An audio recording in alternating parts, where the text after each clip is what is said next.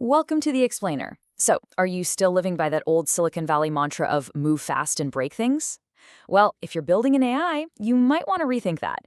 Today, we are unpacking a massive paradigm shift for AI founders and engineering leaders, the AI seatbelt moment, risk and systemic liability for startups. Whether you're literally writing your first line of code today or you're already out there pitching enterprise clients, the landscape has fundamentally changed. We've hit what we're calling the AI seatbelt moment. Because when you're building products powered by AI, risk mitigation, it's no longer just some legal formality or a future milestone you can push off. It is an immediate operational requirement. So let's break down exactly what this means for your architecture, your business, and honestly, your survival. Okay, let's dive into this. Deploying AI without proactive risk management is like driving a powerful car on a crowded highway with your eyes closed. I love this quote because it hits the nail on the head. Right now, if you are building AI without strict guardrails, you are essentially driving a hypercar totally blind. And, ignoring hazards on the road doesn't make them disappear. It just guarantees a crash. But here's the kicker about this kind of crash.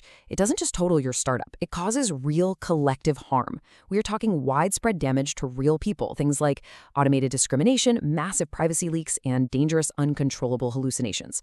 To survive, you've got to open your eyes. You absolutely have to build the seatbelts.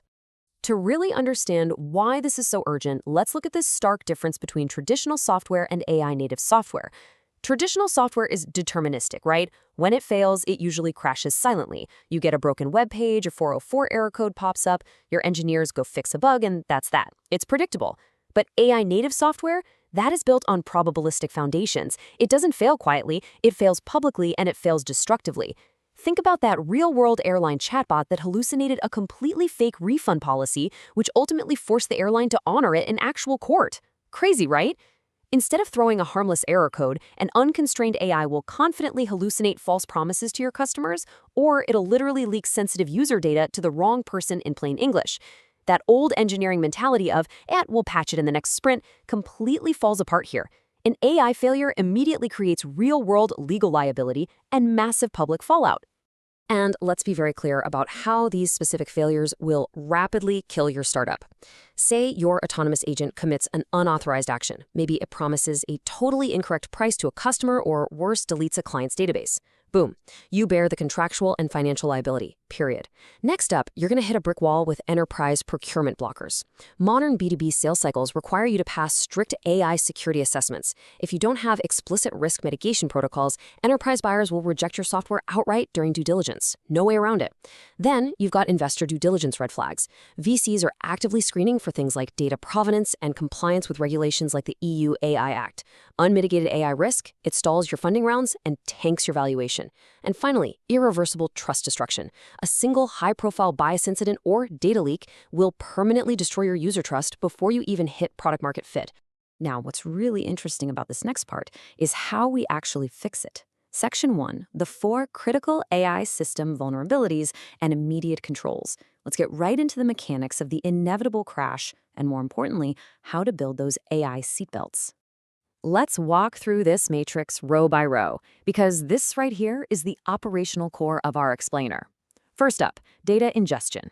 The real-world failure here is unfiltered user data being fed directly into external AI prompts or training pipelines. The impact? Severe privacy violations, breached NDAs, and exposing your clients' trade secrets. Not good. Your immediate control has to be implementing automated filters for PII, personally identifiable information, and PHI, protected health information, right at the API layer. Plus, you need to enforce zero retention policies with any third-party model vendors. Row 2, uncontrolled agent autonomy. This happens when AI agents are given execution privileges like API keys or database access without strict boundaries. The result? Agents executing destructive database commands or triggering unintended financial transactions. The immediate fix is enforcing strict permission sandboxing, rate limits, and mandatory human-in-the-loop gates. Moving to row 3, hallucination. This is when your AI confidently generates totally incorrect facts or unauthorized policy commitments. This instantly degrades your brand credibility and brings legal liability knocking.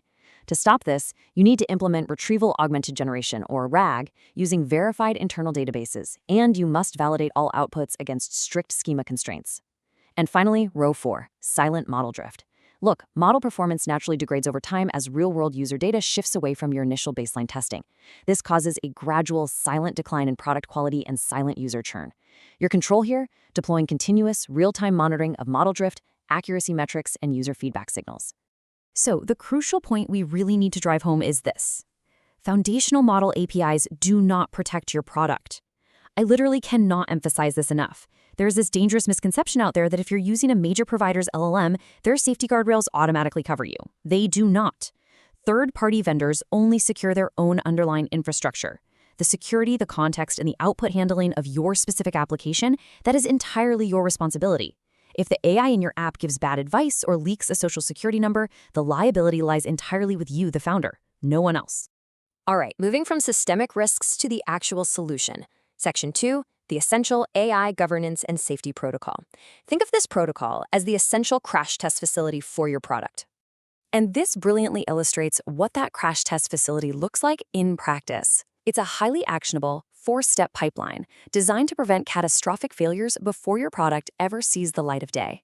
Step 1 is data integrity and provenance. You have to audit all your dataset sources, ensure clear licensing, and explicitly prohibit training on confidential client data without written consent. Step 2 is adversarial red teaming, meaning before you release any new AI feature, you must actively attack your own system. Use prompt injection, push the boundary testing, throw edge case inputs at it just to find out exactly how it breaks. Step 3 is HITL gatekeeping, which we'll actually define in just a second. And step 4 is comprehensive logging and audit trails. You absolutely must record inputs, system prompts, model versions, and outputs in secure, immutable logs.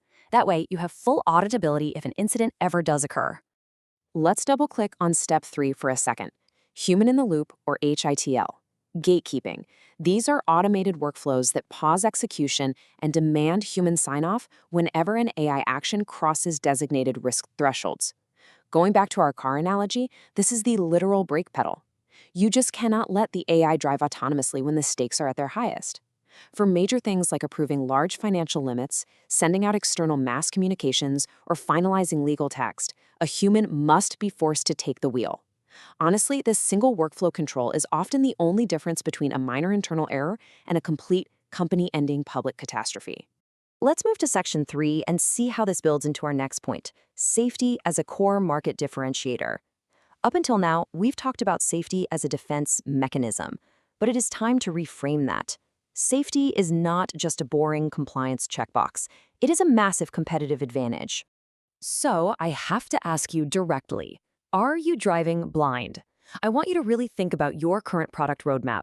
Go audit your AI architecture today. Where do uncontrolled automated actions exist in your codebase right now? Where is user data being transmitted without a filter? Where is human oversight entirely missing? Identifying these gaps and implementing even basic guardrails before your next release isn't just about protecting your customers or securing your intellectual property. It's about ensuring your business is actually built to survive the realities of the modern AI landscape. I want to leave you with this absolute drop-the-mic truth from our sources. Speed without safety is technical debt that compounds exponentially. Fixing structural AI safety gaps after you launch costs significantly more than just embedding these guardrails during your early architecture design. So as you log back into your codebase today, ask yourself, will you build the seatbelts now or wait for the inevitable crash? Thanks for joining me on this explainer, and I'll see you next time.